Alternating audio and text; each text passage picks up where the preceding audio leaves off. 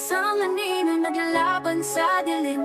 Isa sa kaliwa, isa sa kanan, parehong ako rin. Sino bang tama? Sino bang dapat sundin? Kapag ang kalaban mo ay sarili mo ang tingin.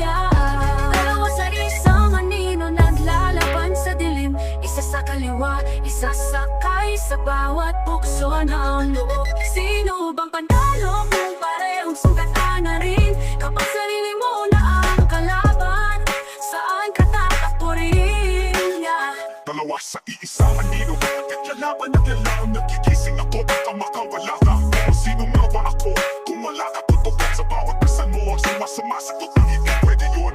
Pipikit ako baka mawala ka. Kung gigising ako baka makawala ka. Pero sino nga ba ako kung wala ka?